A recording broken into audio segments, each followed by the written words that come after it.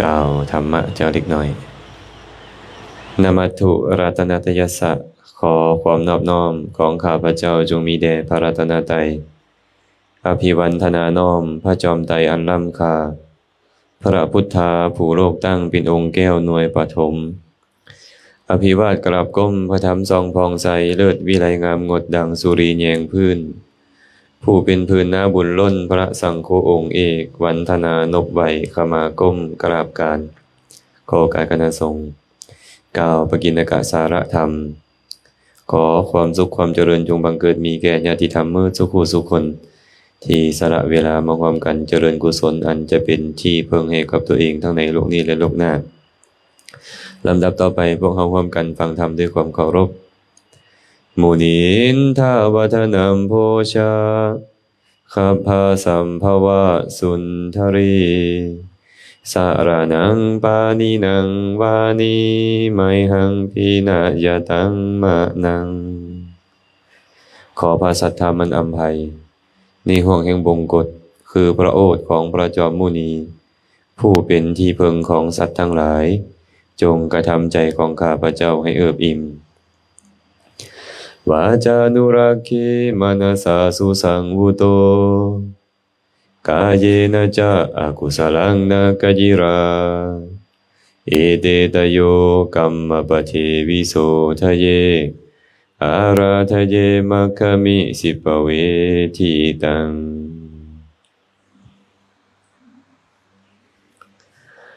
พุทธพจน์บทนี้พระสัมมาสัมพุทธเจ้าตรัสไว้ในคัมภีร์คุตตกนิกายธรรมบทพระองค์ตรัสว่าวาจานุรักขีมนัสสาสุสังวุโตกาเยนะจะอกุศลังนกยิลาเอเตตโยกัมมปเทวิโสทะเยอาราทะเยมัคคมิสิปเวทิตังก่อนจะได้อธิบายขยายความของพุทธพจน์ในส่วนเบื้องต้นกับอนุโมทนาบุญนำญาติธรรมที่มาจากหลายๆทีเนาะเมื่อกี้นี้ได้เว้าหยอกแม่แต่งไปว่าโอ้ยวัดนี้บ่แม่นวัดบึงกะวะบ่แม่นวัดเหล่าหลวงดอกเป็นวัดบ้านหาด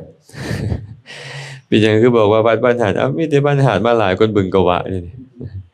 มาหลายกว่านั้นเหล่าหลวงเนาะแต่บ่แม่นแต่บ้านหาดเลยเด้อนี่เด้อญาติธรรมท่าแขกญาติธรรมหนองบกบางเทื่อก็สวรรค์นครก็มามื้อนี้มาแต่เวียงจันทน์มื้อนี้เพิ่นเอาต้นศรีมหาโพธิ์มาส่งต้นศรีมหาโพธิ์จะได้ปลูกแต่มื้อนี้บ่ปลูกมื้อเนี่ยคนน้อยโพดถ้าให้แม่โนราไประดมคนมาปลูกพร้อมกันนะพอดีพวกเขาจะมีกิจกรรมรอพระพุทธรูปประธานอยู่วัดป่าสีลำดวนแห่งนี้ประมาณวันที่21เดือนหน้าเนาะขออภัย21เดือนนี้ท้ายเดือนเนี้ยนะจะมีการปฏิบัติธรรมเป็นพุทธบูชาพร้อมว่าช่วงวันวิสาขะอยู่วัดป่าสีลำดวนบ่ได้จัดก็เลยจะมาจัดช่วงนั้นปฏิบัติธรรมบูชาฟังธรรมสนทนาธรรมแล้วก็มีการรอพระพุทธปฏิมาพระทองเหลืองเนาะแล้วก็จะมีการปลูกต้นพระศรีมหาโพธิ์เอาไว้สถานที่นี้นะประมาณวันที่23จะปลูกนะประมาณวันที่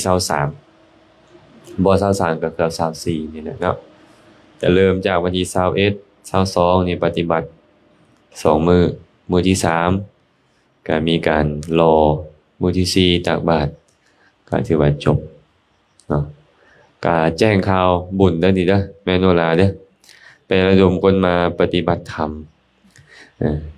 มาปฏิบัติธรรมไม่ออกนิ่มเนาะ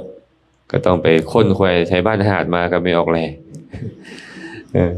ทางบ้านปุงก็ต้องค้นควายบ้านปุงออกมาบึงกะวะก็ค้นควายดอนรับก็ต้องค้นควายมาเด้ให้มาเฮ็ดกิจกรรมอันเป็นกุศลร่วมกัน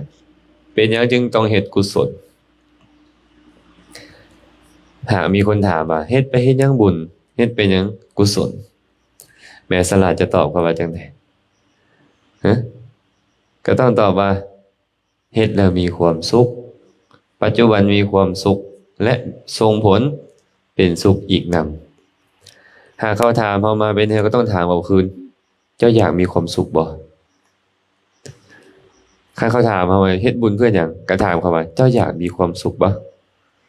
คันอยากมีความสุขก็นี่แหละต้นตอของความสุขก็คือบุญแม่นบ่คนเฮาแตกต่างกันย้อนหยังแม่นบ่ล่ะว่าย้อนบุญเป็นหยังคือบ่รวยคือกันเอ้าก็เฮ็ดบุญมาต่างกันมันก็รวยต่างกันเนาะเป็นหยังคือบ่งามคือกันโอ้ยเจ้าก็เฮ็ดบุญมาบ่คือกันเฮ็ดบุญเป็นตาขี้ร้ายก็ขี้ร้ายเนาะแม่นบ่แม่ออกน้อยเบิ่งไกลๆว่าแม่นอึ้งยืนแม่นบ่บางเทื่อ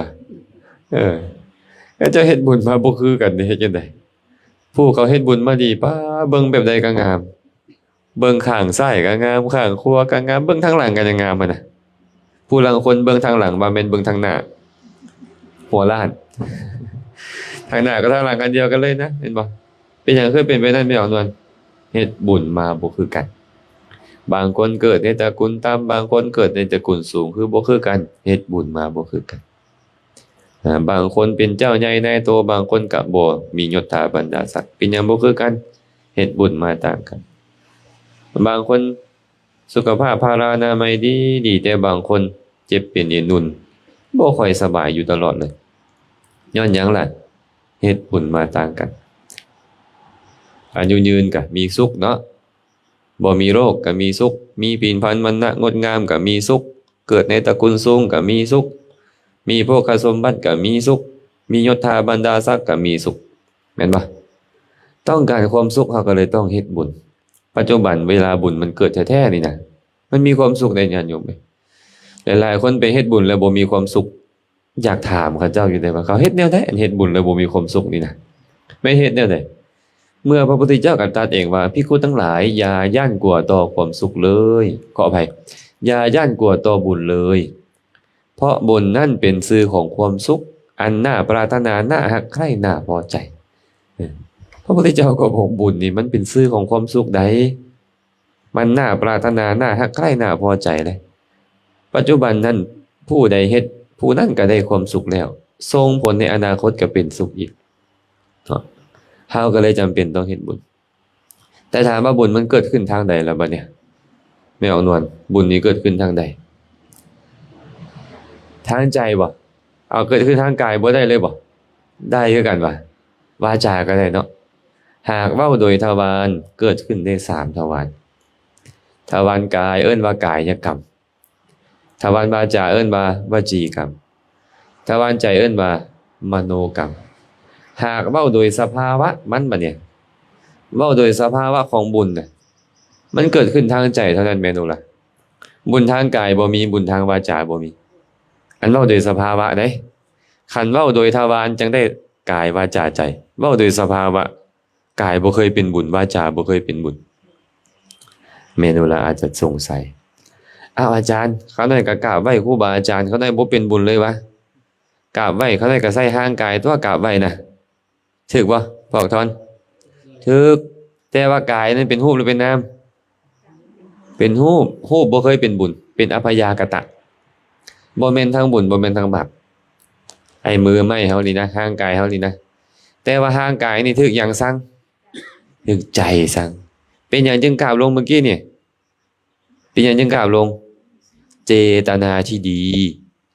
มันสั่งว่านอบน้อมแม่ทำความนอบน้อมแม่เห็นบ่คันเจตนาบ่ดีเกิดขึ้นมันกล้านอบน้อมบ่มันจะแข็งทื่ออยู่ใช่มันจะแข็งทื่อเนาะไม่ออกน้อยเนาะก็แสดงว่าเจตนาดีมันเกิดขึ้นแล้วมันก็เฮ็ดให้เฮาน้อมกายลงเจตนาดีเด้เนี่ยเกิดขึ้นพวกเขาจังค่อยนั่งรถมาฮอดวัดป่าสีลำดวนแห่งนี้มื้อนี้แม่นบ่แต่นั่งรถน่ะแม่นหยังนั่งห่างกายแม่นบ่เวลาเฮาสรรเสริญคุณพระรัตนตรัยเมื่อกี้เนี่ยพุทธังสรณังคัจฉามิเป็นต้นหรือว่าอิติปิโสภควาหรือว่านะโมตัสสะภะคะวะโตเป็นวาจาหรือเป็นกายเป็นวาจาแม่นบ่เปล่งออกมาวาจานั่นบ่แม่นบุญเพราะมันเป็นอัพยากตะบ่แม่นทางบุญบ่แม่นทางบาป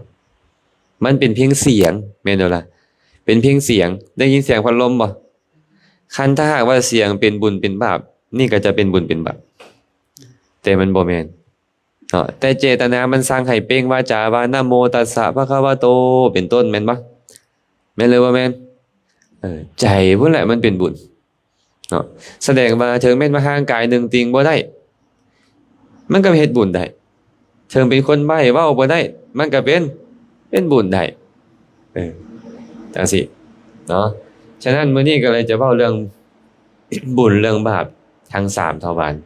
เลยได้ขึ้นคาถามาเมื่อกี้นี้ว่าวาจานุรักขีมนาสาสุสังวุโตกาเยนะจะอากุสลังนะกะยิรา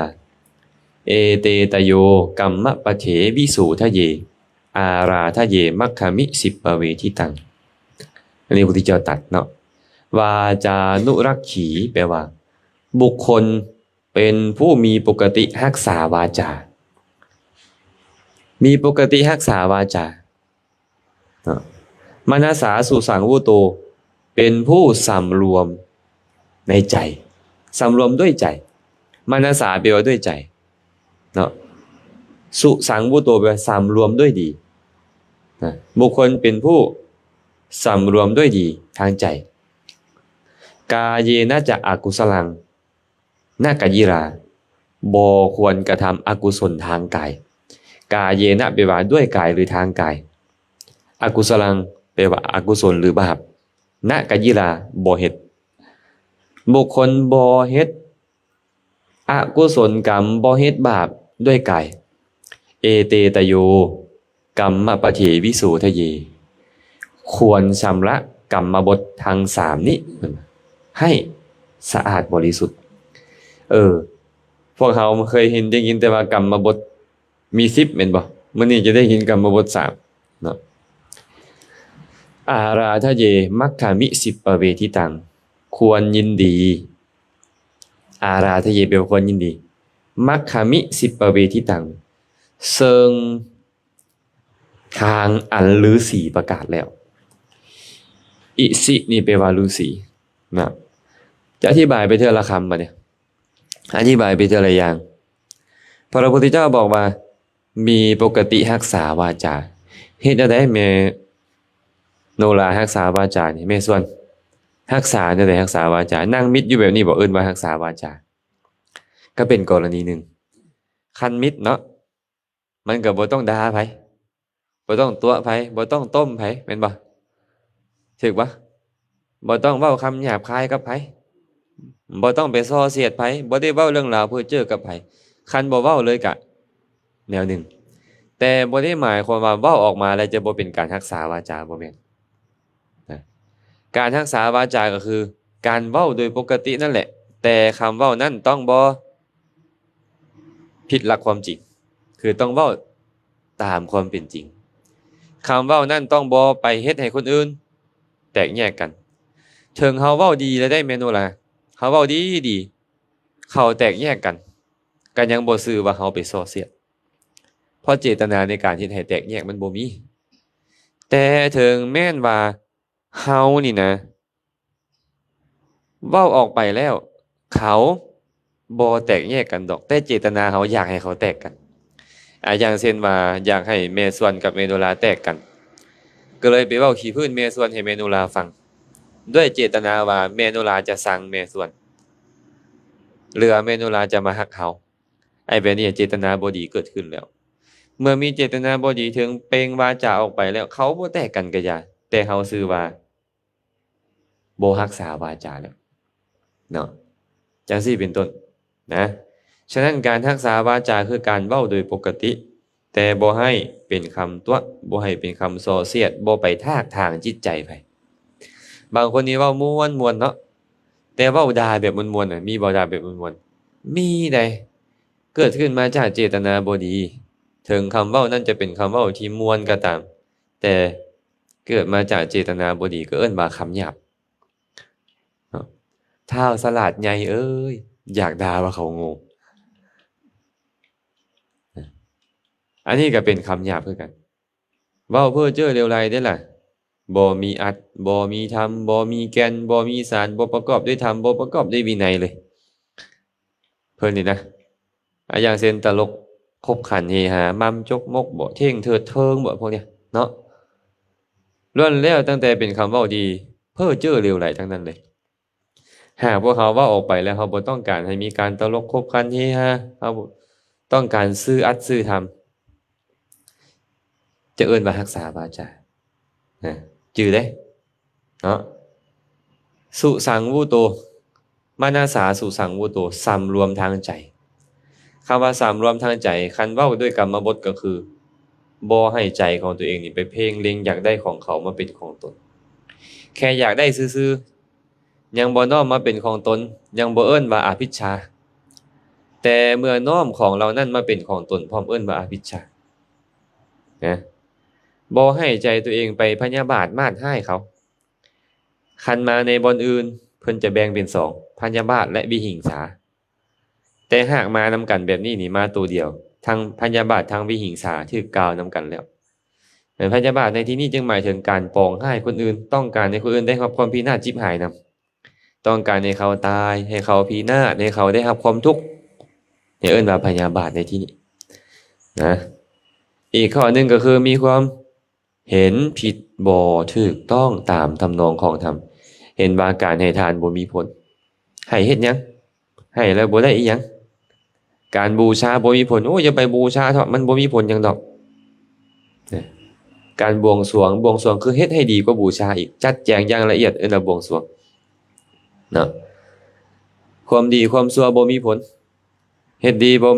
ส่งผลดีเฮ็ดชั่วบ่ส่งผลชั่วดอกอันนี้บ่เชื่อกรรมเลยเนาะโลกนี้บ่มีโลกอื่นบ่มีสัตว์ที่ตายจากโลกอื่นมาสู่โลกนี้บ่มีตายจากโลกนี้ไปเกิดในโลกอื่นบ่มี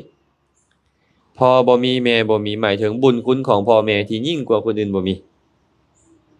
เนาะสัตว์ผู้อุบัติขึ้น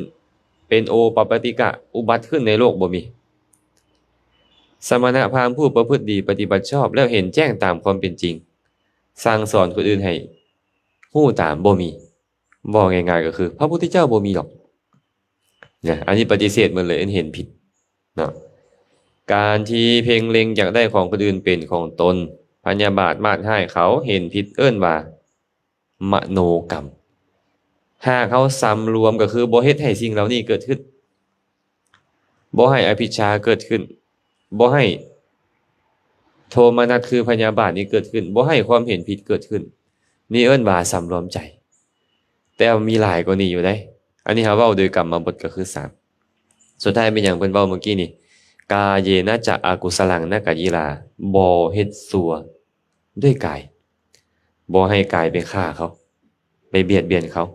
บ่ให้กายไปลักขโมยของเขาบ่ให้กายประพฤติผิดในกามบ่ให้กายไปดื่มน้ำเมาเป็นต้นเหล่านี้เอิ้นว่าบ่เฮ็ดชั่วทางกายเนาะเอเตตโยกัมมะปะเทวิโสทะเยพุ่นควรชำระกรรมบททั้ง3นี้ให้บริสุทธิ์เป็นหยังจะเอิ้นกรรมบทแม่นวลกรรมบทก็เป็นกรรมแต่กรรมบ่แน่นอนว่าจะเป็นกรรมบทเคยได้ยินคำนี้บ่นี่กรรมบทก็เป็นกรรมแต่กรรมบ่แน่นอนว่าจะเป็นกรรมบทขี้ทีนี่มีบ่มีเฮามีความขี้ทีในใจได้บ่เป็นกรรมบทข้อใดขี้ทีบ่มีในกรรมบทแต่เป็นกรรมชั่วบ่เป็นอิจฉาหมู่นี่เป็นกรรมชั่วบ่แต่เป็นกรรมบทบ่มันพาไปนรกได้บ่ได้คือกันแต่บ่แน่นอนนะฉะนั้นนี่นะกรรมบทนี่เพิ่นมุ่งหมายเอาสิ่งที่เฮ็ดแล้วไปนรกได้แน่นอนคันอกุศลกรรมบทนะคันกุศลกรรมบทก็เฮ็ดแล้วไปสวรรค์ได้แน่นอนอันอื่นบ่แน่นอนแต่ไปได้คือกันแต่บ่แน่นอนนะหากเว้ากรรมบททั้ง3ก็หมายถึงเว้าโดยทวารกรรมบทนี่เว้าโดยทวารได้3เฮาเลยมักเว้าไปนี่ว่ากายกรรม3วจีกรรม4มโนกรรม3เว้าโดยทวารของมันนี่กรรมบทมี3เว้าโดยข้อมี10ข้ออกุศลกรรมบท10กุศลกรรมบท10แบบนี้ควรชำระให้บริสุทธิ์ไอ้คำว่าชำระให้บริสุทธิ์ก็คือรักษานั่นเองเวลาในพระสูตรนี่เพิ่นอาจจะเว้าว่ารักษาสำรวมสังวรประหารละสลัดทิ่มอีหยังก็ตามแต่แหละหมายถึง การบ่เฮ็ดมันเนาะเพิ่นเลยบอกไว้ในที่นี้ว่าเอเตตโยกัมมะปะเถวิโสทะเยชำระกรรมบททั้ง3ให้บริสุทธิ์ก็เฮ็ดมันให้สมบูรณ์เฮ็ดกุศลกรรมบทให้สมบูรณ์ละอกุศลกรรมบทให้หมดอาราทะเยมัคคมิสิปเวทิตังควรยินดีในหนทางที่ฤาษีประกาศพระพุทธเจ้าคือบอกไว้นี่ฮะเฮาคือมักได้ยินว่าต้องฟังแต่พระพุทธเจ้าเนาะบาทพระพุทธเจ้าบอกว่าให้ยินดีในทางที่ฤาษีประกาศฤาษีบอกทางใดพวกเจ้าให้พวกเจ้าไปทางนั้นแปลกบ่แม่นบ่ล่ะไอ้คำว่าฤาษีเนี่ยต้องแปลก่อนภาษาบ้านเฮาแปลว่าฤาษีภาษาบาลีเนี่ยอิสิความหมายของอิสิคือผู้แสวงหาแสวงหาหยังแสวงหาทางพ้นทุกข์แม่นผู้ใดแสวงหาทางพ้นทุกข์พระอรหันตสัมมาสัมพุทธเจ้าพระปัจเจกพุทธเจ้าและพระอริยสาวกอรหันต์เป็นต้นนะแสดงว่าในที่นี่นะหมายถึงพระพุทธเจ้าพระปัจเจกพุทธเจ้าและพระอริยสาวกพระพุทธเจ้าว่าอันใดเอาไว้ประกาศทางอันใดไว้เอาไว้ให้ไปตามทางนั้นพระปัจเจกพุทธเจ้าแสดงทางใดเอาไว้ให้ไปตามทางนั้นพระอริยสาวกทั้งหลายแสดงทางใดเอาไว้ให้ไปตามทางนั้นเอิ้นว่าอีสิบ่เป็นพวกฤาษีชีไพรได้บ่เป็นพวกนักบวชนอกศาสนาไปบวชเจริญฌานบ่แม่นจังซั่นหมายถึงพระอริยะพระพุทธเจ้าพระปัจเจกพุทธเจ้าและพระอริยสงฆ์เพิ่นประกาศทางใดล่ะบ่แม่นทางอื่นดอกอริยมรรคอันประกอบด้วยองค์8ทางที่เพิ่นหมายถึงนี่นะควรยินดีในทางนั้นคืออริยมรรคอันประกอบด้วยองค์8นั้นแต่อริยะอันประกอบด้วยองค์8นี่นะอริยมรรคอันประกอบด้วยองค์8นี่นะสรุปย่อลงมาก็คือศีลสมาธิปัญญานะให้ดำเนินไปทางแต่ตามทางคือศีลสมาธิและปัญญาดำเนินไปตามนี้ให้ยินดีในศีลเด้อให้ยินดีในการเจริญสมาธิยินดีในการเจริญปัญญาอันเป็นทางที่ฤาษีผู้ยิ่งใหญ่ประกาศเอาไว้พระพุทธเจ้าประกาศยุคใดบ่มีพระพุทธเจ้าพระปัจเจกก็ประกาศแต่ว่าประกาศอริยมรรคให้คนบรรลุบ่ได้พระปัจเจกนี่นะพระปัจเจกนี่สามารถแสดงธรรมอย่างอื่นได้เลย4ทางสวรรค์ได้พารักษาศีลพาเจริญสมาธิได้แต่บ่สามารถประกาศอริยสัจ4ให้คนฮู้ได้ตรัสรู้เองโดยชอบก็จริงแต่ประกาศให้คนอื่นฮู้บ่ได้เพิ่นเลยอุปมาว่าเหมือนกับคนใบ้นอนฝันคนใบ้นี่เว้าได้บ่แม่นูล่ะอยู่แม่นบ่แต่เขาฝันเขาฮู้บ่ฮู้เขาฝันจังได๋ก็ฮู้หมดพระปัจเจกพุทธเจ้าคือกันตรัสรู้อริยสัจ4ฮู้หมดทุกเหตุเกิดทุกเหตุดับทุกทางไปสู่ความดับทุกข์ฮู้หมดแต่มาแสดงให้หมู่ฟังบ่ได้เพราะบ่มีสัพพัญญุตญาณบ่มีอาสยานุสยญาณบ่มีอินทริยปโรปริยัตติญาณบ่มีแนวนี้เมื่อบ่มีก็ตรัสรู้เองได้แต่ว่าบ่สามารถเฮ็ดให้หมู่ตรัสรู้นำได้แต่สอนคนไปสวรรค์ได้แต่พระอริยสงฆ์บ่เนี่ยพระอรหันต์เป็นต้นนี่นะตัวเองบ่ได้ตรัสรู้เองได้ต้องตรัสรู้ตามขั้นพระพุทธเจ้าบ่มา4ทางตรัสรู้บ่ได้แต่หลังจากตรัสรู้แล้วฮู้ทางแล้วสามารถแสดงธรรมะโดยโวหารของตัวเองให้ผู้อื่นตรัสรู้ตามได้พระสารีบุตรนี่นะแสดงธรรมนี่เทวดาหลายหมื่นได้หลายแสนหลายล้านได้ตรัสรู้ตามและมนุษย์หลายพันคนตรัสรู้ตามพระสารีบุตรแสดงธรรมเทิงแม้นว่าจะบ่ได้ใช้คำเว้าของพระพุทธเจ้าโดยตรงมาเว้าดอกแต่เนื้อหาสาระอันเดียวกันหมดเลยครับจุดประสงค์ของการแสดงธรรมนี่นะบ่แม่นแสดงเพื่อให้ฮู้คำเว้าแสดงเพื่อให้ฮู้เนื้อหาของคำเว้าเป็นหยังพระพุทธเจ้าต้องใช้คำว่าอิสิเป็นหยังคือบ่บอกว่าควรยินดีในทางที่พระพุทธเจ้าประกาศแล้วคนฟังตอนนั้นบ่เหมาะในการฟังคำว่าพระพุทธเจ้าประกาศเหมาะในการฟังว่าอิสิฤาษีผู้แสวงหาทางอันยิ่งใหญ่ประกาศไปนี่เบิ่งแม่บ่เว้าว่าพระพุทธเจ้าประกาศบ่เว้าพระอริยสงฆ์ประกาศเว้าว่าอิสิเพราะเขาฟังในขณะนั้นแล้วเขาจะเข้าใจ ไอ้เข้าใจนี่เข้าใจคำเว้าหรือเข้าใจเนื้อหาสาระพุ่นไปเน้นเอาที่เนื้อหาสาระฉะนั้นคำเว้าจึงเหมาะกับบุคคลที่ฟังในขณะนั้นๆแต่เนื้อหาสาระนี่เหมาะกับทุกคนเลยเนื้อหาสาระนะคันยินดีในทางที่พระอริยเจ้าประกาศไว้แบบนี้เนี่ยพ้นทุกข์ได้บ่พ้นทุกข์ได้คันบ่ยินดีก็พ้นทุกข์บ่ได้เนาะฉะนั้นพวกเขาก็เลยต้องมาเบิ่งตัวเองบ่เนี่ยเฮายินดีหรือยังล่ะในทางที่พระอริยเจ้าประกาศไว้นี้นะเฮาละความชั่วทางกายละความชั่วทางวาจาละความชั่วทางใจหรือยังเนาะหากยังละบ่ได้แสดงว่าศีลสมาธิปัญญาเฮาก็ยังบ่สามารถเจริญได้เมื่อบ่สามารถเจริญได้ก็แน่นอนแหละบุคคลผู้อริยมรรคยังบ่สมบูรณ์ก็เสี่ยงที่จะไปอบาย 99% แม่นบ่อันพวกเขาก็เลยต้องมาสำรวมกายสำรวมวาจาสำรวมใจเนาะไอ้คำว่าสำรวมก็คือละสิ่งที่บ่ดีเฮ็ดในสิ่งที่ดีเห็นบ่บางอย่างเนี่ยใส่กายละได้แม่นบ่ล่ะบางอย่างใส่วาจาละได้บางอย่างใส่ใจละจังได๋ไอ้คำว่าใส่ใจละนี่ใจซื่อๆละบ่ได้ต้องปัญญา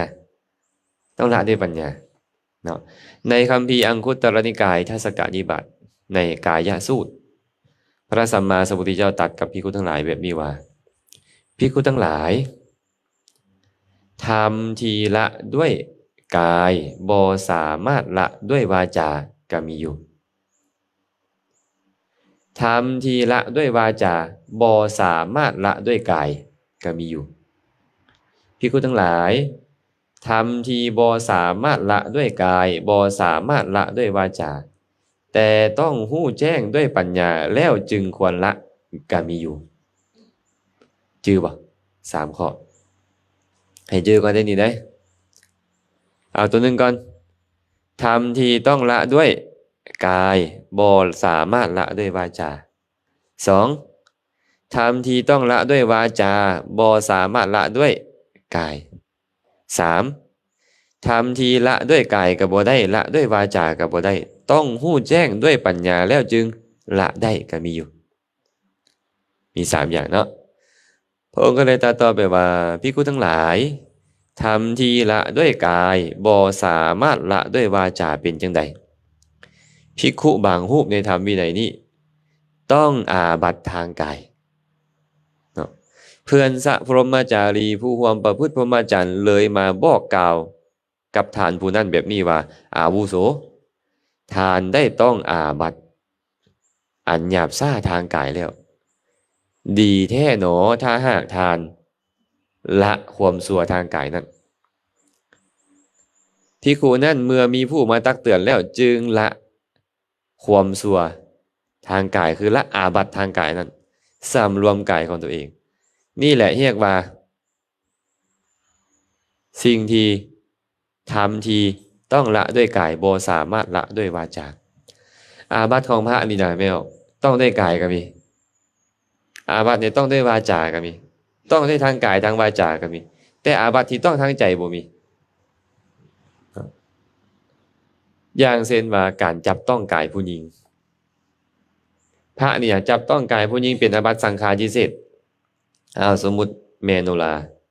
เอาอาหารหวานเขาไปถวายแก่ยาคูอยากจับต้องกายแม่โนราก็เลยไปจับคันจับถึกมือแม่โนราหรือห่างกายของแม่โนราเพิ่นจะเป็นอาบัติสังฆาทิเศษคันจับถึงสิ่งที่แม่โนรานำมาถวายเพิ่นจะเป็นอาบัติทุนละใจคันเพิ่นเอาของอย่างอื่นไปแตะอย่างเช่นว่าผ้าเอานึงเพิ่นเอาผ้าวางไว้แม่โนราก็เอา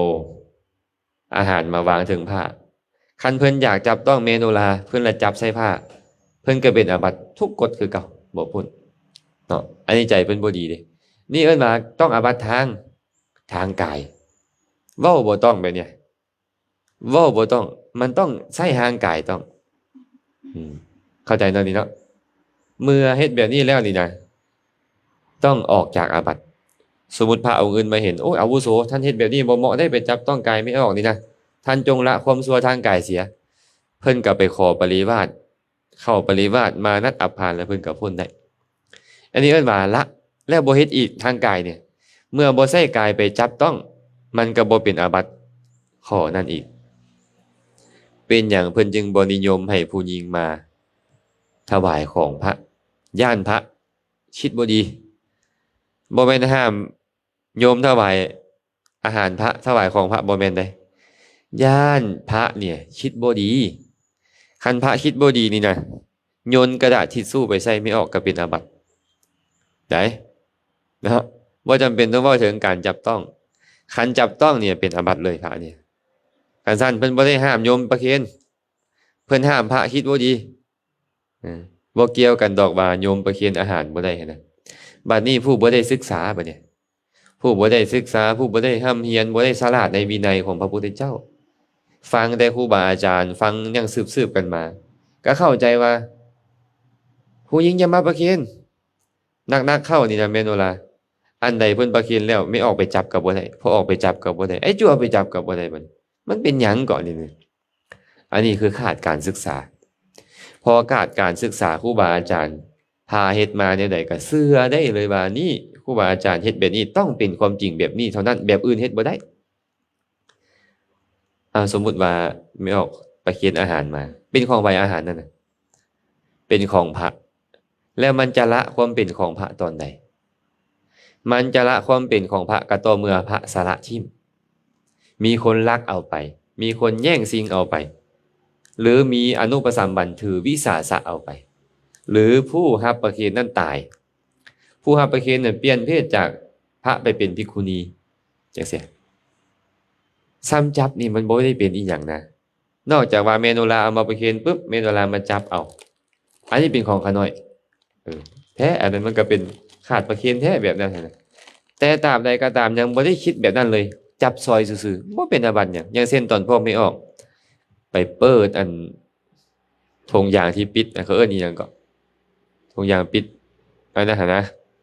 กันแมงวันนั่นน่ะฮะแนวแพ็คอาหารบ่มีซื้อว่ะแลบเนาะโอ้ยอาตมานี่ก็บ้านนอกแท้ๆนี่บ่ฮู้เด้อนี่แต่ฮู้แต่ว่าแนวปิดอาหารคันพ่อไม่ออกไปจับก็บ่เป็นหยังแม้แต่จับมายืนให้ก็บ่เป็นหยังจับเล่นซื่อๆก็ยังบ่เป็นหยังอยู่นอกจากคิดว่าจะเอามาเป็นของตัวเองทีนี้ครูบาอาจารย์ที่เพิ่นบ่ได้เรียนธรรมวินัยบ่เนี่ยมีแต่เพิ่นประพฤติตามครูบาอาจารย์พาเฮ็ดมาก็เลยเข้าใจว่าสิ่งที่ครูบาอาจารย์พาเฮ็ดเท่านั้นถูกอันอื่นบ่ถูกห้ามไปจับได้อย่าไปจับได้สุดท้ายก็สอนบ่ถูกซ้ำบัดนี้ห้ามไปจับได้เป็นอาบัติได้เอาแล้วสิ่งพระพุทธเจ้าบ่ได้บัญญัติไปบัญญัติบัดนี้สิ่งใดพระพุทธเจ้าบัญญัติไว้กับบ่เว้ามาเนี่ยว่ามันถูกก็บ่ว่ามันบ่ถูกก็บ่ว่ามันเป็นการกล่าวตู่พระพุทธเจ้าได้บ่บัดนี้เด้ในตู่เลยบัดนี้พอมีออกไปหาเพิ่นก็ได้ซึมซับกับเพิ่นแบบนั้นก็เว้าแต่ของตัวเองนี่ถูกบ่เนี่ยว่าผู้อื่นห้ามเฮ็ดแม่นบ่ถูกได้เป็นจังไดล่ะบ่เนี่ยก็กล่าวตู่พระพุทธเจ้าไปตามครูบาอาจารย์นั่นฉะนั้นพวกเขาจำเป็นต้องศึกษาอยู่ได้อาตมาว่าเนาะจำเป็นต้องพากันศึกษาเข้าไปหาครูบาอาจารย์กันพากันเอาพระไตรปิฎกมาอ่านมาศึกมาษามาเรียนรู้เด้บ่แม่นแต่สิเว้าตามๆกันไปอย่างเดียวบ่ได้เด้เป็นการให้โทษตัวเองนะเนาะอันนี้เว้าสู่ฟังว่าสิ่งที่ต้องละด้วยกายอาบัติของพระนี่น่ะเฮ็ดผิดทางกายต้องละด้วยกายเนาะภิกขุทั้งหลายธรรมที่ต้องละด้วยวาจาบ่สามารถละด้วยกายเป็นจังได๋ภิกขุบางรูปในธรรมวินัยนี้ล่วงละเมิดสิกขาบทบัญญัติทางวาจาเพื่อนสะพรหมจารีเลยมาตักเตือนภิกขุรูปนั้นว่าอาวุโสทานได้ประพฤติชั่วทางวาจาน่าจะดีเนาะหากทานละความชั่วทางวาจานั่นเสียภิกขุนั่นก็เลยสำรวมระวังกระทำคืนซึ่งสิกขาบทนั้นสำรวมระวังต่อไปนี่เอิ้นว่าทำที่ละทางวาจาบ่สามารถละด้วยกายบางอย่างนี่นะมันต้องอาบัติด้วยการเว้าเมื่อต้องอาบัติด้วยการเว้านี่นะมันก็เลยเป็นอันว่าต้องละการเว้านั้นมันจึงสามารถละได้อย่างเช่นการแสดงธรรมของครูบาอาจารย์นี่นะแม่นบ่ล่ะคันสมมุติอาจารย์นี่นะแสดงธรรมโดยบทแก่ผู้หญิงอาจารย์จะเป็นอาบัติแสดงธรรมโดยบทแก่อนุปสัมบันขออภัยจะเป็นอาบัติอนุปสัมบันแม่นไผอนุปสัมบัน ผู้ที่บ่แม่นพระเอิ้นว่าอนุปสัมบัติเนาะจะเป็นพวกออกจะเป็นสามเณรจะเป็นสัตว์เดรัจฉานก็ตามก็ยังอยู่ในอนุปสัมบัตินะพระนี่เอิ้นว่าอุปสัมบัติแล้วแต่สิกขาบทใดสิกขาบทหนึ่งสมมุติว่าอาจารย์นี่นะไปสอนธรรมโดยบทให้กับพวกผู้ออกไม่ออกอย่างเช่นเนาะเมโนลาฟังเด้ออนิจจาวัฏสังขาราเว้าตามอาตมาเด้อเมโนลาก็เว้าพร้อมอาจารย์เป็นอาบัตินี่เอิ้นว่าสอนธรรมโดยบทถึงจะบ่ฮู้ก็ตามว่าผู้นั้นเป็นอนุปสัมบันสอนก็เป็นอาบัติคือเก่าอย่างเช่นมีครูบาอาจารย์มาเรียนธรรมะนำอาจารย์แต่มีจั่วหนึ่งใหญ่ละว่าไม่เป็นพระและอาจารย์เข้าใจว่าเราเป็นพระแล้วก็เลยให้สอนธรรมโดยบทอนิจจาวัฏสังขาราเว้าตามเด้อ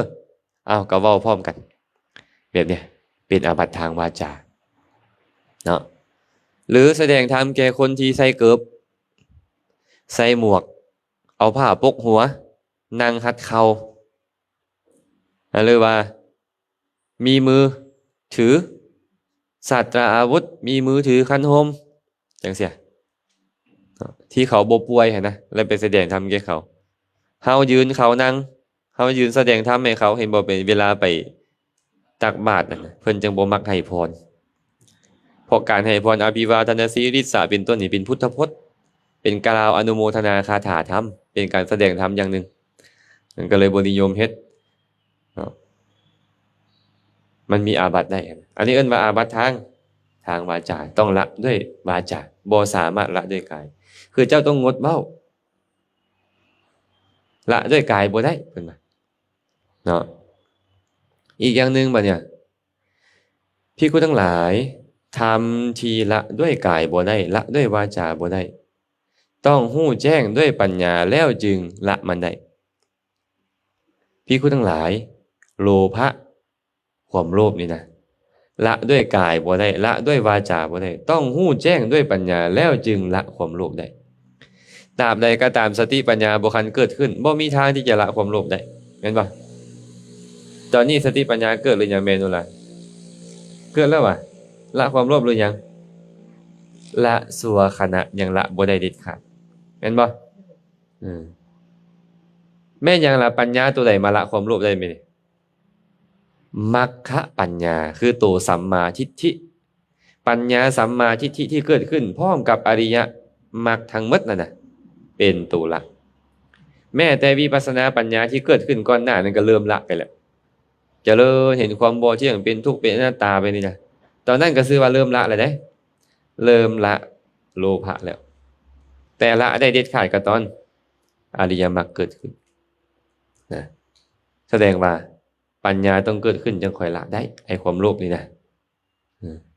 ศีลนี่นะญาติโยมศีลนี่นะเฮานี่รักษากายรักษาวาจามันก็บ่ล่วงละเมิดศีลแล้วถูกต้องบ่แต่ว่ากิเลสยังครอบงำจิตใจได้บ่ความโลภความโกรธความหลงเนี่ยไล่คือเก่าแสดงว่าละด้วยกายบ่ได้ละด้วยวาจาบ่ได้เจ้าสำรวมกายสำรวมวาจาแล้วแต่เจ้าบ่ผิดศีลแหละแต่ว่ากิเลสมันยังเกิดขึ้นทางใจได้แม้แต่พระเนี่ยบ่แม่นแต่โยมเอาละศีลเฮ็ดได้อยู่ศีลนี่นะแต่ไอ้ความโลภความโกรธความหลงในใจมันก็ยังครอบงำจิตใจได้บ่สามารถละได้นอกจากปัญญาเกิดขึ้นเนาะปัญญาแบบธรรมดากะละได้ชั่วขณะได้แต่ปัญญาแบบวิปัสสนาแบบมรรคเนี่ยเกิดขึ้นแล้วเป็นปัจจัยแก่มรรคมรรคเกิดขึ้นปุ๊บละเด็ดขาดเลยบัดนี้พระพุทธเจ้าเลยบอกว่าละด้วยกายบ่ได้ความโลภเนี่ยละด้วยวาจาบ่ได้ต้องหู้แจ้งด้วยปัญญาแล้วจึงละได้ภิกขุทั้งหลายโทสะละด้วยกายบ่ได้ละด้วยวาจาบ่ได้ต้องหู้แจ้งด้วยปัญญาแล้วจึงละได้เคยโกรธหมู่บ่แม่ออกหิบบ่คือสิโกรธหมู่นะแม่ออกหิบถ้าแม่ออกต้นเด้ยิ้มตลอดไปนี่บ่คือสิโกรธหมู่เลยเกิดเพราะโกรธพ่อบ้านอยู่บ่ บ่ได้ดังใจผิดศีลบ่ตอนโกรธนั่นน่ะสิผิดจังได๋บ่ได้ฆ่าไปบ่ได้ลักทรัพย์ผู้ใดบ่ได้ประพฤติผิดในกามบ่ได้เป็นตัวไผบ่ได้ดื่มน้ำเมาสิผิดศีลอยู่ไสแม่ออกนวลบ่ได้ล่วงละเมิดออกมาทางกายทางวาจา เพิ่นเลยบอกว่าละด้วยกายบ่ได้เด้อโทสะนี่ละด้วยวาจาบ่ได้ ต้องหู้แจ้งด้วยปัญญาแล้วจึงละได้ไม่ละได้ตอนใดอริยมรรคเกิดขึ้นเทื่อที่หนึ่งละให้เบาบางเทื่อที่สองละให้เบาบางเทื่อที่สามเด็ดขาดเลยอนาคามีมรรคแม่นบ่ปัญญาสัมมาทิฏฐิที่เกิดขึ้นกับตติยมรรคมรรคที่สามคืออนาคามีมรรคละโทสะได้เด็ดขาดเพื่อนเลยบอกว่าต้องหู้แจ้งด้วยปัญญาก่อนแล้วจึงละได้คันบ่ฮู้แจ้งด้วยปัญญาละบ่ได้ดอกมีศีลดีปานใดก็ละบ่ได้ละความโกรธบ่ได้ภิกขุทั้งหลายโมหะคือความลุ่มหลงละด้วยกายบ่ได้ละด้วยวาจาบ่ได้ต้องหู้แจ้งด้วยปัญญาแล้วจึงละได้ไอ้ความหลงนี่นะมันบ่สามารถละได้ดอกด้วยกายด้วยวาจานี่พระพุทธเจ้านี่นะสร้างสมบารมีพ่อพระพุทธเจ้ามาจากองค์พ่อพระพุทธเจ้ามาบักหลายองค์แม่นบ่แต่ว่าฟังธรรมนำเพิ่นหู้แจ้งได้นี่นะหู้แจ้งว่าอันนี้บ่ดีอยู่แต่ก็ยังหลงอยู่เพราะหยังบ่คันเกิดขึ้นมรรคปัญญาบ่คันเกิดขึ้นมันเลยบ่สามารถละได้กันยังลงในสังสารวัฏมาจนฮอด4อสงไขยยิ่งด้วยแสนกับนี่สุดท้ายละความหลงแล้วจังค่อยเป็นพระพุทธเจ้าได้เนาะภิกขุทั้งหลายโกทะคือความโกรธละด้วยกายบ่ได้ละด้วยวาจาบ่ได้ต้องหู้แจ้งด้วยปัญญาแล้วจึงละได้ในพระสูตรเนี่ยเพิ่นแบ่งออกเป็นโทสะกับโกทะเนาะไอ้ความโกรธนี่นะกับโทสะนี่นะความจริงแล้วมันอันเดียวกันแต่เป็นอย่างเพิ่นคือแสดงแตกต่างแสดงให้เฮาฮู้ว่าตอนบ่พอใจเครื่องในใจซื่อๆนี่นะเอิ้นว่าโกรธตอนมันเริ่มอาการทางกายทางวาจาเริ่มปรากฏแล้วเอิ้นว่าโทษมาเนี่ยเอิ้นว่าโทสะเลยพี่น้องคันเว้ามาแต่โทสะอย่างเดียวหมายถึงความโกรธทั้งหมดคันเพิ่นแยกมาเดี๋ยวนี้เนี่ยเพิ่นมีความประสงค์อยากให้เฮาฮู้ว่าคันโกรธซื่อๆนี่บ่จำเป็นต้องแสดงอีหยังออกมาเลยคันโทสะเป็นไปแล้วเนี่ยจะมีอาการแสดงออกมาทางกายทางวาจาได้ออกมาทางกายทางวาจาได้เนาะโกรธนี่นะโทสะอันเดียวกันเด้อแต่ต่างแต่อาการปรากฏซื่อๆนะละทางกายวาจาบ่ได้พวกนี้ต้องฮู้แจ้งด้วยปัญญาภิกขุทั้งหลายอุปนาหะคือความผูกโกรธละด้วยกายบ่ได้ละด้วยวาจาบ่ได้ต้องฮู้แจ้งด้วยปัญญาแล้วจึงละได้ความผูกโกรธกับความโกรธอันเดียวกันแม่นบ่ล่ะต่างแต่ว่ามันเกิดทีหลังมันว่าความผูกโกรธอาศัยความโกรธเบื้องต้นนั้นแล้วความโกรธทีหลังตามมาเรื่อยๆนี่ว่าผูกโกรธอย่างเช่นพวกเฮาไปพิษกับไผโกรธบ่โกรธและโกรธเติมภายหลังอีกบ่เฮ็ดแนวนี้ได้จังไดเฮ็ดแนวนั้นได้จังไดเห็นบ่เป็นหยังคือต้องเฮ็ดแบบนี้เป็นหยังคือต้องเฮ็ดแบบนั้นมันมามืดนะอันนี้ว่าอุปนาหะความผูกโกรธความผูกโกรธนี่ก็ละด้วยกายวาจาบ่ได้ต้องฮู้แจ้งด้วยปัญญาเนาะในสูตรนี้เว้าความโกรธเป็น3ลักษณะโทสะโกฏะอุปนาหะอันเดียวกันแต่แบ่งเป็น3ภิกขุทั้งหลายมัคคะคือความลบหลู่คุณทานนี่นะละด้วยกายบ่ได้ละด้วยวาจาบ่ได้ต้องฮู้แจ้งด้วยปัญญาแล้วจึงละได้การลบหลู่คุณคนนี่เป็นลักษณะของมานะเนาะยกตนเองเหนือคนอื่นอย่างเช่นพ่อแม่เลี้ยงเฮามาจนใหญ่อาตมาสังเกตบางคนเด้อพ่อแม่เลี้ยงมาจนใหญ่จนเตเพิ่นมีความรู้ได้พ่อแม่ส่งให้เรียนน่ะมีหน้าที่การงานเด้แต่งงานบางคนก็บ่ทันได้แต่งบางครั้งร่ำรวยมียศถาบรรดาศักดิ์ไปดูหมิ่นดูแคลนพ่อแม่ตัวเองบ่เนี่ยกันย้อนคอยนี่แหละพวกเจ้าจังอยู่ดีกินดีแบบนี้น่ะคุณของพ่อแม่ลบทิ่มเมิดเหมือนกับเพิ่นบ่มีคุณเลยเห็นบ่ทั้งที่คุณของเพิ่นนี่เพิ่นอุปมาไว้แบบนี้ว่าเอาแผ่นดินมาเปรียบเทียบกับคุณของพ่อแม่แผ่นดินซ้ำมะขามป้อมหน่อยนึงซ้ำบักส้มหมอหน่อยนึงนี่เมื่อเทียบกับคุณพ่อแม่นี่นะหากเอาน้ำทั้งโลกนี่นะมาเทียบกับคุณของพ่อแม่น้ำทั้งโลกนี่เหมือนกับน้ำในบาทหน่วยเดียวเทียบกับคุณของพ่อแม่แล้วนะเบิ่งดูให้คุณของพ่อแม่ยิ่งใหญ่ขนาดใดแต่เฮาสามารถเบิ่งให้บ่เห็นได้กันแล้วกันครูบาอาจารย์สิสอนลูกศิษย์ลูกหาคำบ่ได้ยืนขึ้นบ่ได้รับผู้ใดอันคนครูบ่เรียนมาสอนพอเพิ่นมีความรู้ขึ้นมาเพิ่นไปต่อบ่อนอื่นเรียนให้ได้ความรู้มาจากบ่อนอื่นตื่มลบหลู่คุณครูบาตัวเองหมดครูบาอาจารย์ตัวเองหมดแม่นบ่พ่อแม่ออกมา บางเทื่อไปดูหมิ่นดูแคลนครูบาอาจารย์ครูครูบ่ขี้ทุกข์ขี้ยากไปฮอดปานนั้นบ่ได้แม่นบ่อย่าให้เป็นเด้อพวกเขาเด้ออย่าให้เป็นแบบนั้นว่าหยังคันคนเป็นแบบนี้คนหยังอกตัญญูแม่นบ่ทั้งที่คันบ่มีครูปหนึ่งเจ้าอ่านหนังสือบ่ออกดอกเนาะพอลำพรเนาะผู้ที่ทุกข์ก่อนหมู่สอนนักเรียนนี่คือป1ป2พุ่นน่ะทุกข์หลายจับมือเขียนแล้วเขียนเล่าแม่นบ่บางเทื่อต้องแส่ตีเอานำสมัยอาตมาเรียนน่ะหน้ามักแต้พอลำพรถึกหัวเข่านี่จนเป็นรอยเมิดหน้ามักแต้บ่ฟังความครูบาอาจารย์บ่ตั้งใจเรียนเพิ่นก็ต้องลงโทษเพื่อให้เฮานี่อ่านได้เขียนเป็นบางเทื่อนี่ตัวน้อยๆเนาะเป็นนางคดอยู่อันใต้เตียงใต้ตังนางไอ้ครูเพิ่นให้เขาไปอยู่ในหั่นเอาเตียงครอบขี้ดื้อหลายบ่ได้หนังสือนำหมู่สินะ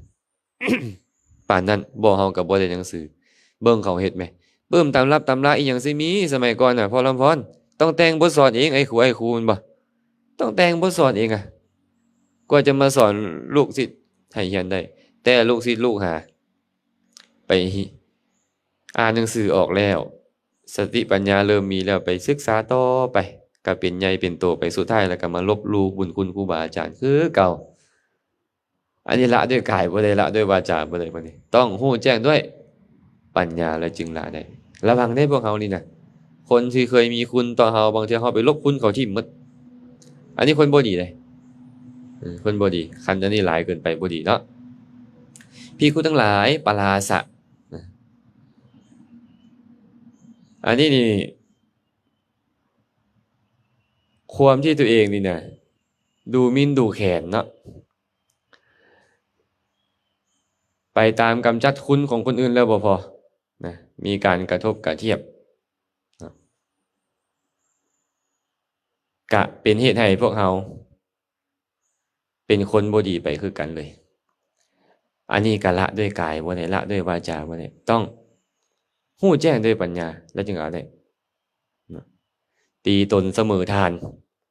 ไปตีตนเสมอทานเนี่ยลบห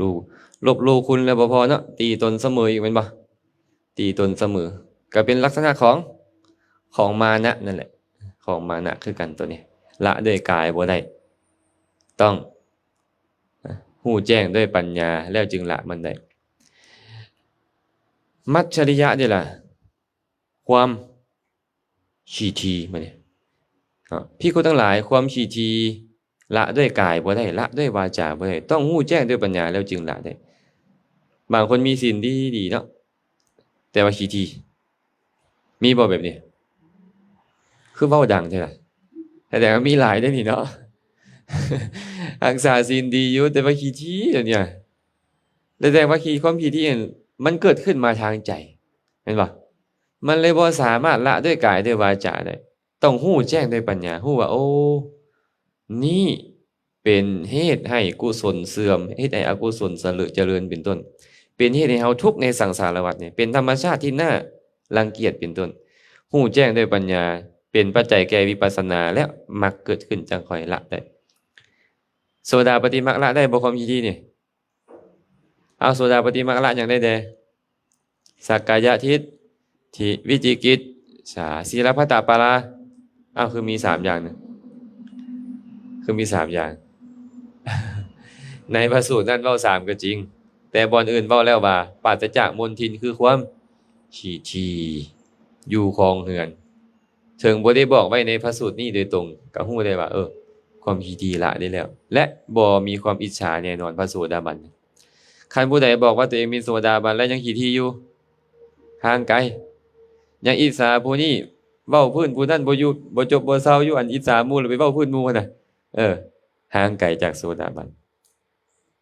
ยังอิจฉาหมู่บ่พวกเขาเบิ่งแม่จังแม่นงามนางอันนั้นน่ะอิจฉาหมู่อยู่เบิ่งแม่เฒ่าอันนั้นยังแม่นรวยคันยังแบบนี้อยู่แล้วมันห่างไกลยังมีบ่ล่ะพวกเขาโอ้ยแสดงว่าห่างไกลจากโสดาบันเหลือเกิน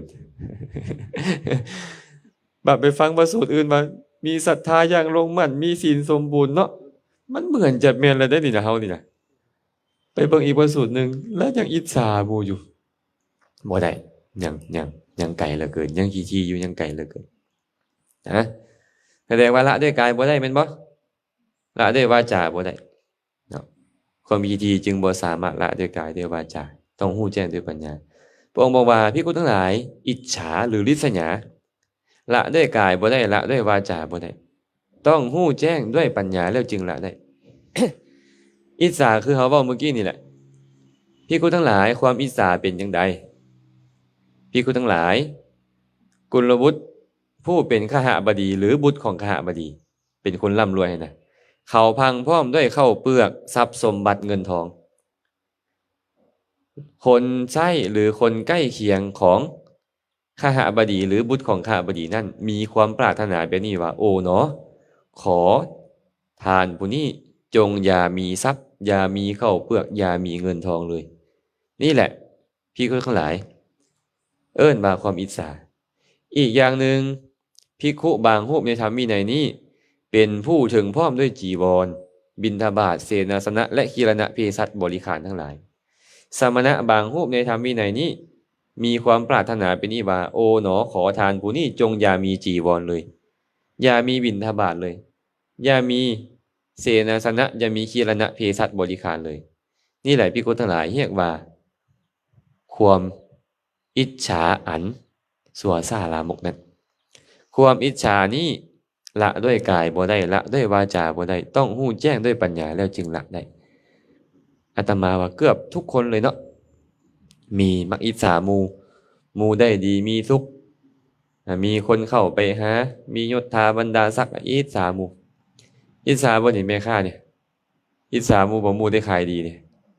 คือไปซื้อแต่ห้านนั้นเนาะเมโดลาเนาะก็ไปซื้อแต่น้ำเขาไว้อันเข้านี่ก็ได้มาซื้อน้ำเขาได้ไหมบางทีก็เป็นอย่างซี่อยู่ได้นี่ดีบ่แบบเนี้ยบ่ดีควรเฮ็ดต่อหรือควรเซาควรเซาควรเซาได้แม่หลาดเด้อ มีก็ควรเซาพระสงฆ์ของข้าเจ้านี่ก็บ่ง่ายเด้อเนี่ยอิจฉาหมู่เนี่ยเห็นคนไปหาคนนั้นหลายไปกราบไหว้สักการะบูชาถวายจีวรบิณฑบาตถวายปัจจัยแก่เขาหลายอิจฉาเขาคือกันอันนี้ก็ได้โอ้พระนี่นักกว่าโยมเนี่ยอาตมาว่ะไอ้ขอนี่เนี่ยพระนี่มีหลายกว่าโยมพออิจฉาแล้วก็เริ่มต้องจมออกมาแล้วเนาะออกมาทางวาจานะเริ่มแสดงอากัปกิริยาสมมุติเห็นคนไปหาองค์นั่นหลายก็เริ่มแค้นเคืองใจและเริ่มแสดงอาการออกมาแล้วแม่นบ่โอ้เฮ็ดจังได๋มันสิหายเนี่ยฮะไม่ออกหิบไม่ออกตุ้นฮะเฮ็ดจังได๋มันสิหายต้องรู้แจ้งด้วยปัญญาแม่นบ่แต่ว่าพวกเขาต้องมีภาวนานำได้ตัวนี้ได้คันบ่มีภาวนานี่บ่หายแหละจอบอิจฉาแต่หมู่อยู่หั่นบ่จบบ่สิ้นแหละคันภาวนาบ่มานี่เสียหายเลยพระก็ได้เนาะพระก็เสียหายเนาะพระผู้มีพระเจ้าตรัสต่อไปว่าภิกขุทั้งหลายความปรารถนาอันซั่วซ่าลามกละด้วยกายบ่ได้ละด้วยวาจาบ่ได้ต้องรู้แจ้งด้วยปัญญาแล้วจึงละได้ความปรารถนาลามกเป็นจังไดภิกขุบางรูปในธรรมวินัยนี้ตนเองบ่มีศรัทธายอมปรารถนาให้คนอื่นรู้ว่าตนมีศรัทธามีบ่แบบเนี้ยตัวเองบ่มีศรัทธาเลยคันมีศรัทธาต้องรู้ด้วยเหตุใดอยากเห็นผู้มีศีลต้องการฟังธรรมปราศจากความขี้ถี่แต่ตัวเองนี่ขี้ถี่ก็อยู่นี่ บ่มักฟังธรรมก็อยู่นี่บ่อยากเห็นครูบาอาจารย์ผู้มีศีลเลยก็อยู่นี่แต่อยากให้คนอื่นรู้ว่าตัวเองมีศรัทธาเพิ่นเฮ็ดต่อเข้าไปหาพระพุทธรูปกราบขนาดกราบคือตัวเองมีศรัทธานี่นะอยากให้หมู่รู้อะนะแบบนี้ก็มีบางคนเนี่ยนี่เอิ้นว่าความปรารถนาลามกตนเองเป็นคนทุศีลแต่ปรารถนาให้คนอื่นรู้ว่าตนเป็นผู้มีศีลศีลบ่ดีจังน้อยแม่นบ่ล่ะแต่ว่าอยากให้หมู่รู้ว่าตัวเองมีศีลพยายามเว้าให้คนอื่นรู้ว่าตัวเองมีศีลพยายามเฮ็ดให้คนอื่นรู้ว่าตัวเองมีศีลแต่แท้ที่จริงตัวเองบ่มีศีลเลยแบบนี้ก็มีเพิ่นน่ะนี่เอิ้นว่าความปรารถนาลามกโอ้พระนี่สำคัญอยู่เนาะเข้าพระหมดเดี๋ยวนี้นะบ่มีศีลอยากให้หมู่รู้ว่ามีศีลตกตอนแรงมาจักข้าวแรงแกงฮ้อนเต็มอยู่กุฏิ บาดตอนแสดงต่อหน้าญาติโยมนี่โป้โตคือผู้มีศีลดีหลาย แบบนี้ก็มี อันนี้มันเข้าข้อตัวเองภูมิประจักษ์นี่บ่แม่นแต่ผู้อื่นดอกเนาะอืมบางครั้งบางคราวก็อาจจะเป็นไปได้เด้นี่เนาะยามศรัทธามันหายนะศรัทธาหายนี่ศีลก็หายคือกันเด้ญาติโยมศีลก็หายคือกัน เอาและอาจจะบ่ไปกินดอกข้าวแรงแกงฮ้อนนั่นน่ะแต่สิกขาบทของพระนี่มันมีหลายจากข้อก็ศีลของพระนี่นะพอลำพรนี่พอลำพรยังยืนยันว่า227อยู่ความจริงแล้วเนี่ยศีลของพระนี่นะที่เอามาสวดให้กันฟังนี่220ข้อและอธิการณสมถะวิธีการระงับอธิกรณ์ของสงฆ์อีก7ข้อเลยมารวมกันเป็น227ที่ต้องสวดให้ฟังทุกครึ่งเดือนอันนี้ก็เรียกปาติโมกข์แต่ศีลบ่ได้มีแต่ปาติโมกข์ที่บ่ได้มาในปาติโมกข์อีกหลายพันข้อพอลำพรเด้หลายพันข้อเด้เอานุ่งสบงทรงจีวรนี่4ผ้านี่นะมาในปาติโมกข์บ่บ่มี4ผ้านี่นะมาในขันธกะ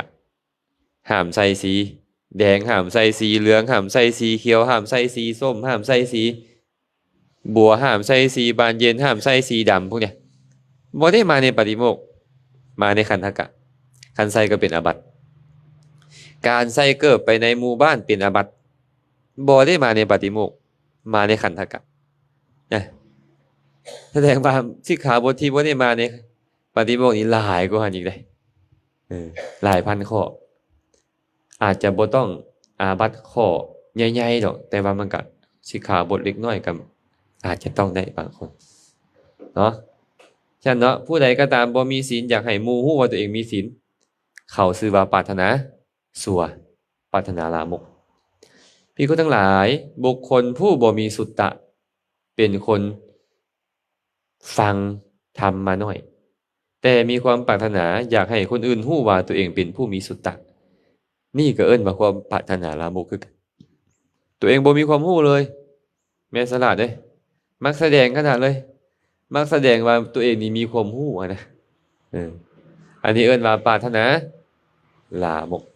ปรารถนาลามกภิกษุทั้งหลายบุคคลผู้มักคุกคีด้วยหมู่คณะปรารถนาว่าขอให้คนอื่นจงฮู้ว่าเฮาเป็นผู้บ่มักคลุกคลีมักอยู่ผู้เดียวเถิดนี่ก็เอิ้นว่าปรารถนาลามกเฮ็ดตำทาว่าอยู่ผู้เดียวอยากอยู่แต่ผู้เดียวพอวิตตาคนละมักได้ไปโอ้ไปล้มบางเทื่อบ่ล้มดอกทางนอกเนี่ยพุ่นล้มจนโทรศัพท์อันนั้นจังได๋ก็วิดีโอคอลอยู่ล้มกับหมู่บ่จบบ่สิ้นอยู่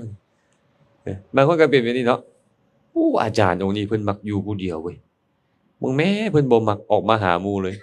บ่มาหาจังได๋คนอื่นเขาอยู่กรุงเทพเพิ่นก็ยังล้มกันอยู่ เห็นบ่แต่ว่าอยากให้หมู่ฮู้ว่าเฮานี่เป็นคนที่บ่มักคลุกคลีเด้เนี่ยแต่ความจริงแล้วตัวเองมักคลุกคลีด้วยการเห็นคลุกคลีด้วยการฟังคลุกคลีด้วยการอยู่ใกล้ด้วยการอบรมเป็นต้นนะมีบ่พอมีออกมาแบบนี้บ่มีที่อยู่บ้านเฮา ก็คือจะมีดอกเนาะแบบนี้ก็มีเนาะพระพุทธเจ้าตรัสอีกว่าบุคคลผู้ที่เป็นผู้มาเกียจคร้านนี่นะอยากให้คนอื่นฮู้ว่าตัวเองเป็นคนขยันหมั่นเพียรนี่ก็เอิ้นว่าปรารถนาลามกเกียจคร้านเอาแท้เอาว่ะแต่เห็นญาติโยมปุ๊บฝ่าวจับไม้กวาดตาทันทีเลยบ่จับไม้กวาดตาก็ให้ทำท่าเดินจงกรมโลด บ่เดินจงกรมก็ให้ทำท่านั่งสมาธิโลดไอ้แบบนี้เอิ้นว่าปรารถนาลามกปรารถนาลามกมีบ่แบบเนี้ยบ่มีเมโนลาว่ามีบ่อยู่ไสก็น่าจะมีตัวเนี้ยแสดงว่าดีบ่แบบเนี้ยคันเป็นพระคนเซาบ่เป็นโยมคนเฮ็ดบ่ควรเฮ็ดนะภิกษุทั้งหลายบุคคลเป็นผู้หลงลืมสติกับมักปรารถนาให้คนอื่นฮู้ว่าตัวเองเป็นผู้มีสติสมบูรณ์นี่ก็เอิ้นว่าปรารถนาลามกบ่ค่อยมีสติเลยเพิ่นนี่นะแต่ปรารถนาให้คนอื่นว่าฮู้ว่าตัวเองมีสติภิกษุทั้งหลายบุคคลผู้มีจิตสัตย์ใส่บ่ตั้งมั่นแต่มีความปรารถนาว่าขอคนอื่นจงฮู้ว่าเฮาเป็นผู้มีจิตตั้งมั่นบ่สัตย์ใส่เถิดนั่งปุ๊บ บ่ได้เนาะที่แจ้งเราฟุ้งซ่านขนาดเลยเพิ่นนี่เออฟุ้งซ่านขนาดแต่ไปเห็นญาติโยมมาปุ๊บนี่นั่งสมาธิโลดเฮ็ดนิ่งเฮ็ดคือคนมีจิตตั้งมั่นทีนะปรารถนาลามกแบบเนี้ยเออภิกขุทั้งหลายบุคคลผู้ยังผู้มีปัญญาตามสามปรารถนาให้คนอื่นฮู้ว่าตนเป็นผู้มีปัญญาหลาย นี่ก็เอิ้นว่าปรารถนาลามกคือกัน ตัวเองบ่มีสติปัญญาอหย่างเลยบ่เข้าใจหยังเลยแม่นบ่ล่ะเอ้ยแต่อยากให้คนอื่นฮู้ว่าตัวเองนี่มีปัญญาหลาย นี่ก็เอิ้นว่าปรารถนาลามก ตัวนี้ยังธรรมดาได้แม่สลัดพระพุทธเจ้าตรัสข้อสุดท้ายว่าภิกขุทั้งหลาย บุคคลผู้ยังมีอาสวะ แต่มีความปรารถนาว่าขอคนอื่นจงฮู้ว่าเฮาเป็นผู้ปราศจากอาสวะเถิดนี่แหละภิกขุทั้งหลายความปรารถนาอันลามกบ่สามารถละด้วยกายด้วยวาจาได้ต้องฮู้แจ้งด้วยปัญญาแล้วจึงละได้บางคนนี่อยากให้หมู่ฮู้ว่าตัวเองเป็นพระอรหันต์พอโนลาเอ้ยอาสวะนี่มีอยู่4อย่าง4อย่างคือหยังแน่กามาสวะภวาสวะทิฏฐาสวะและอวิชชาสวะอันนี้มาในอภิธรรมมี4หามาในพระสูตรมี3กามาสวะภวาสวะและอวิชชาสวะทิฏฐาสวะผู้ใดละได้ทิฏฐาสวะโสดาบันละได้แต่ในพระสูตรเพิ่นบ่เอาทิฏฐิมาเป็นอาสวะนำในอภิธรรมเอาทิฏฐิมาเป็นอาสวะเพราะเป็นสิ่งที่พระอริยเจ้าต้องละโสดาบันก็ละได้แล้วกามาสวะผู้ใดละได้พระอนาคามีละได้ภวาสวะและอวิชชาสวะอรหันต์ละได้ตนเองบ่คันได้บรรลุเป็นพระอริยเจ้าเลยนี่นะแต่ปรารถนาให้คนอื่นฮู้ว่าตัวเองเป็นพระอริยเจ้ามีอาจารย์องค์หนึ่งดังเติบได้บ่เว้าดอกยันเมโนลาฮู้ มีอาจารย์องค์นึงเพิ่นดังกันนะดังแท้ดังว่าแหละเพิ่นก็บอกว่าเพิ่นนี่ปิดประตูอบายได้แล้วเพิ่นว่าข้อยนี้บ่ไปนรกแล้วเพิ่นว่าแต่จังไรสดด่าหมู่ซุมื้อบักอีมึงกูย้อนเลย แต่ว่าบอกว่าตัวเองปิดประตูอบายได้แล้วบ่ไปนรกแล้วว่าซั่นอยากให้หมู่ฮู้ว่าตัวเองนี่เป็นพระโสดาบันนะกำจัดทิฏฐาสวะได้แล้วค่อยนี่นะประมาณนั้นบางคนก็อยากให้หมู่ฮู้ว่าตัวเองเป็นพระอรหันต์แล้วทั้งที่ยังบ่ได้อีหยังเลย เคยมีเรื่องเกิดขึ้นแม่สลัดมีพระองค์หนึ่งเพิ่นก็ไปเฮ็ดกุฏิอยู่ป่าเนาะในกุฏิเพิ่นก็ขุดคุมเอาไว้เอาไหอุ้มลงไปใส่ในหลุมมัน รู้จักไหอุ้มบ่เนี่ยไหอุ้มไหโอ่งกันนะไหใหญ่เนาะเห็นไม่ออกยางมาพอออกยางมาสิไปนิมนต์เพิ่นก็ยางเข้ากุฏิปั๊บรถเข้าไปในกุฏิปึ๊บ โดดลงไหพอลำพรเอาแป้นมาปิดกึบไว้ไม่ออกกับไปเอิ้นอาจารย์เพิ่นก็มิดอาจารย์อยู่บ่คะน้อยมิดเขาเห็นอยู่ว่าเพิ่นยางเข้านะ เขาก็ไปซองเบิ่งบ่นี่ไปซองตามปองตามนั่นเนาะบ่เห็นอาจารย์อ้าวเมื่อกี้คือเห็นยางเข้าอยู่ซั่นก็พากันยางออกไปเพิ่นก็ขึ้นมาจากไหแล้วก็ยางออกมาจากกุฏิรถพระอาจารย์เฮาเนี่ยสงสัยเป็นอรหันต์แล้วเนี่ยเมื่อกี้เฮาก็ซองเบิ่งหมดแล้วคือบ่มีว่าซั่นอันนี้เอิ้นว่าอรหันต์ตุ่มอันนี้เอิ้นอรหันต์ตุ่มเนาะมีอีกองค์นึงบ่เนี่ยไปเฮ็ดกุฏิไปเฮ็ดอยู่โพนกุฏิเพิ่นน่ะนะอยู่เป็นเนินน่ะนะข้างเนินนั้นน่ะมีต้นไห้มันก็ย้อนย้อยมาลงเนาะย้อยเขาเอิ้นย้อยไห้อ่ะนะหากมาหั่นนะมันก็ย้อนลงไปแต่ว่าจะขึ้นไปหากุฏิเพิ่นนี่ต้องย่างโค้งดิโค้งขึ้นไปได้จังฮอดกุฏิเพิ่นพอออกก็เลยไปนิมนต์เพิ่นอาจารย์นิมนต์ไปรับอาหารอยู่หั่นเขาหน่อยเด้อเขาหน่อยตอนเช้านี้เลยเด้อเขาหน่อยเด้อไปตอนนี้เลยเพิ่นก็บอกพอออกไปก่อนโลดอาตมาจะไปทีหลังเพิ่นพอออกย่างลงปึ๊บเพิ่นก็โดดใส่เครืออันนั้นเลย โดดใส่ต้นไห้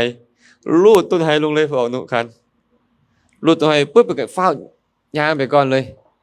ไปฮอดเพิ่นก็เป็นนางเซ้ออยู่เฮือนพอออกนั่นพอออกนั่นย่างมาเนาะป้าอาจารย์มาฮอดก่อนเขาหน่อยอีกวันนี้มาฮอดตอนใดเขาหน่อยโอ้มาฮอดเดินเติบแล้วก็ป้าต้องเป็นพระอรหันต์เลยแบบนี้นะเพิ่นว่าบ่สิมาไวปานนี้วะเพิ่นว่าอันนี้เอิ้นว่าอรหันต์ย่อยไห้ชื่อเด้อนี่เด้ออรหันต์ตุ่มกับอรหันต์ย่อยไห้ มีหลายซุมื้อนี่นะญาติโยมเอ้ยมาประกาศตัวเองมาตัดสหูตอนนี้ตอนนั้นบางคนว่าตัวเองตัดสหูแล้วยังให้ยังห้องอยู่ก็มีบางคนยังด่าหมู่อยู่ก็มีบางคนยังโลภในเงินในทองในทรัพย์สมบัติอยู่ก็มีบอกว่าเป็นอรหันต์แล้วอืมมีบ่แบบนี้พอไม่ออกว่าแล้วมันหลายพระพุทธเจ้าเว้าไว้จังซี่เลยเด้มหาโจรเพิ่นว่าพี่คุณทั้งหลายบุคคลนี่เนี่ยเป็นมหาโจรที่ปล้นพร้อมทั้งโลกทั้งเทวโลกมารโลกพรหมโลกปล้นทั้งสมณะพราหมณ์เทวดาและมนุษย์ทั้งหลายพร้อมเพิ่นว่าผู้นี้ปล้นหนักปล้นสุดยอดเลยปล้นบุญญาติโยมเพิ่นนี่นะตัวแม้กระทั่งมนุษย์ตัวแม้กระทั่งเทวดาพวกนี้ตัวไปเบิดนี่เอิ้นว่ามหาโจรเพิ่นว่าไอ้คนไปซ่อไปโกงหมู่ไปปล้นหมู่นี่ยังบ่เอิ้นว่าโจรได้ไอ้พระที่อวดคุณวิเศษที่บ่มีจริงนี่นะเป็นมหาโจรยิ่งกว่ามหาโจรใดๆในโลกเลยเพิ่นสมมุติว่าแม่ออกพากันไปเนาะพากันไปเริ่อมใส่ในเพิ่นซะดันเริ่อมใส่ในเพิ่นแล้วคิดว่าเพิ่นเป็นอรหันต์แล้วเพิ่นไปเฮ็ดผิดอาบัติเพราะเพิ่นยังบ่แม่นอรหันต์นี่เห็นบ่พอไม่ออกก็จะบอกว่าเด้พระอรหันต์ก็ยังเฮ็ดแสดงว่าบ่เป็นหยังเฮ็ดอันนี้น่ะลูกศิษย์ลูกหาบวชมาภายหลังนี่บัดนี้พระอรหันต์ก็ยังเฮ็ดบ่ผิดดอกพระอรหันต์ก็ยังรับเงินพระอรหันต์ก็ยังกินข้าวแลงแกงฮ้อนได้พระอรหันต์ก็ยังนี่อย่างนั้นเห็นบ่มีหลวงพ่อองค์หนึงก็ดังๆเห็นบ่กูอยากกินข้าวแลงกูก็กินสิเป็นหยังเงินบ่มีผู้ใดเอาใส่รถ10ล้อมาให้กูโลดแต่กลับบอกว่าตัวเองนี่มีคุณธรรมแล้วญาติโยมลูกศิษย์ลูกหาก็สรรเสริญในเพิ่นนี่บรรลุคุณธรรมแล้วนี่แม่คนฮู้ธรรมแท้อันนี้น่ะฮู้ด้วยปัญญาแท้บ่เป็นคนไปเรียนตามตำราเพิ่นว่าอันเว้าก็เว้าบ่ถูกบ่ต้องอีหยังกันนะย้อนหยังนี่น่ะศรัทธาที่บ่มีปัญญาประกอบเจอคนปรารถนาลามกขึ้นมากับเสื่อมมืดคุณธรรมพวกเฮาอยากได้แนวดีเนาะแม่นตละเนาะไปถือเอาแนวบ่ดีตื่มซ้ำซะคันได้เริ่มใส่ผู้ใดผู้หนึ่งแล้วเขาเว้าแล้วอยากถึกหมดรถบัดเนี่ยแม่นบ่แม่นตละเฮาบ่มีข้อมูลมากันกรองเด้คันซั้นพวกเฮาก็เลยต้องฟังเรื่อยๆฟังแล้วก็คิดพิจารณากันกรองบ่แม่นว่าเพิ่นดังแล้วเพิ่นสิเว้าถึกหมดบ่แม่นเด้นะมีหลวงพ่อองค์หนึ่งหลวงพ่อแม่สลาดนี่แหละจะหลวงพ่อใดบ่ฮู้แต่หลวงพ่อแม่สลาดนี่แหละไปบอกว่ากินข้าวแลงนี่บ่เป็นหยังสามเณรนี่นะเพิ่นว่าสามเณรนี่กินได้เพราะว่าสามเณรยังน้อยเพิ่นว่าโอ้พระพุทธเจ้าเราบอกประกาศศีล10เอาไว้ว่าวิกาลโภชนาเห็นบ่ห้ามบริโภคอาหารเวลาวิกาลบาดหลวงพ่อองค์นี้ไปบอกว่าอย่างน้อยกินได้บ่เป็นหยังพวกเขาสิเชื่อบ่เชื่อจังได๋เพิ่นเขาเลื่อมใสไปแล้วอ่ะคันคนที่เขามีปัญญาหินตองได้แล้วมีความรู้แล้วโอ้บ่แม่นเด้ออันว่าเพิ่นเว้าถูกก็หลายแต่อันนี้เว้าบ่ถูกค่อยบ่เอานำได้ต้องแบบนี้เลยบ่แม่นว่าโอ้ยจะหมกมุ่นอยู่แต่กับเพิ่นหั่นอันใดเพิ่นเว้าแล้วแม่นถูกหมดก็บ่แม่นเนาะบางเทื่อนี่มันหลงมันลืมก็มีแม่นบ่ศึกษามาดีปานใดก็ตามคันหลงคันลืมก็พลาดได้แต่คันคนที่เป็นบัณฑิตพลาดแล้วต้องแก้ไขคันบ่เป็นบัณฑิตนี่แก้ตัวเคยได้ยินคำนี้บ่แม่นงลาบัณฑิตแก้ไขคนจังไรแก้ตัวพระจังไรก็มีอยู่ได้นี่แหละคันแก้ตัวเนาะไอ้คำว่าจังไรก็คือบ่ยอมรับความจริงอกุศลเกิดขึ้นในใจเอิ้นว่าจังไรเฮานี่จังไรบ่เฮาเนี่ยจังไห้บ่ครับพวกเฮาเนี่ยคันอกุศลเกิดขึ้นในใจพวกเฮาก็จังไห้ครูบาก็จังไห้ไม่ออกก็จังไห้กิเลสนี่แหละมันเป็นตัวจังไห้นี่น่ะไม่ออกเอ้ยเนาะนี่เอิ้นว่าปรารถนาลามกชื่อบ่นี่ปรารถนาลามกเป็นจังได๋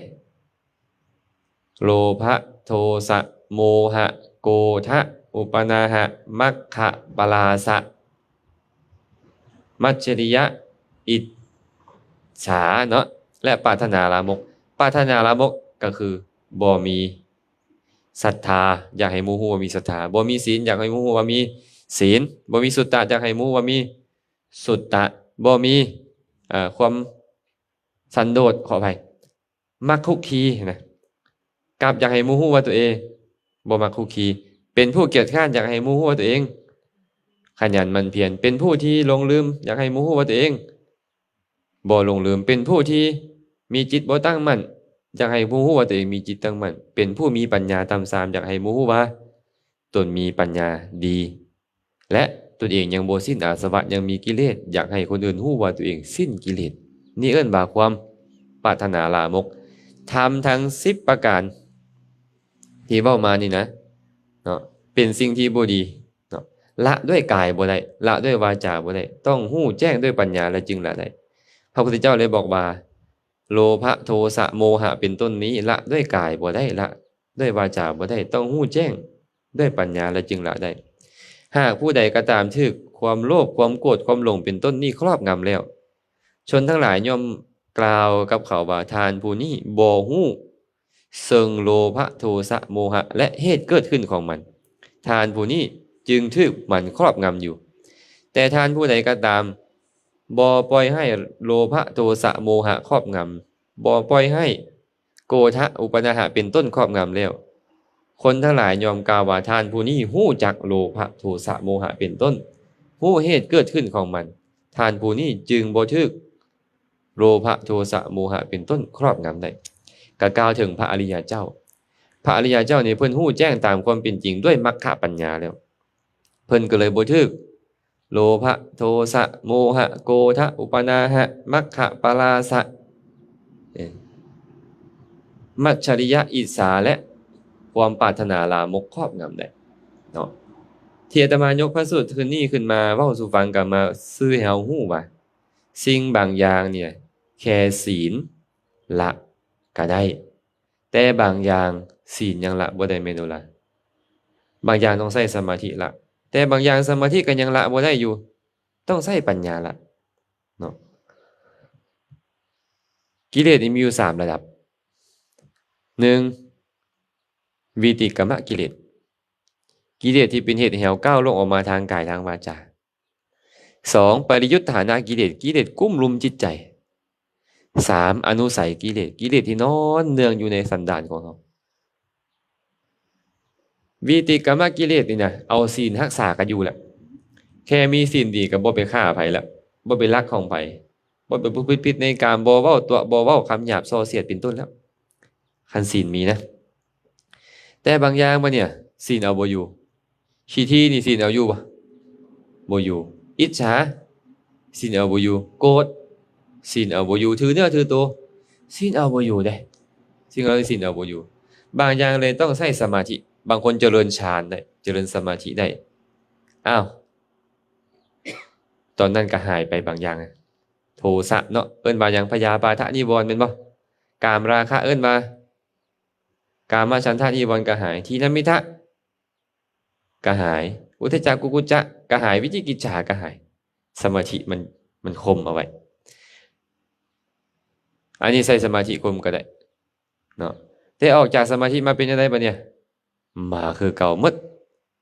หรือหลายกว่าเก่าก็ได้ย้อนหยังมันจึงเป็นไปได้อนุสัยกิเลสมันยังมีอนุสัยกิเลสนี่หมายถึงกิเลสที่นอนเนืองเหมือนบ่มีแต่มีอยู่